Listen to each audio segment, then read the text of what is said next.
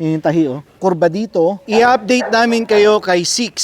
Si Six na inoperahan at tinanggalan ng uterus dahil siya ay nagkaroon ng pyometra. Six! Come here! Alright, so ito na si Six. Medyo pumayat. Intentional naman yung pagpapayat namin dahil masyado siya mataba. At kung makikita natin ang kanyang sugat, ayan na, ayan, oh. Yan yung tahi, oh. Ayan.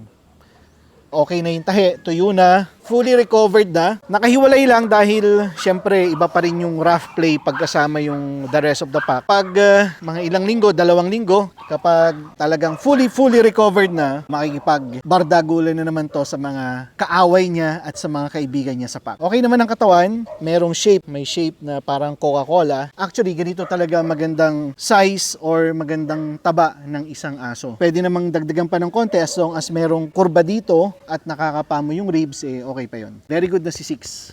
Ayos!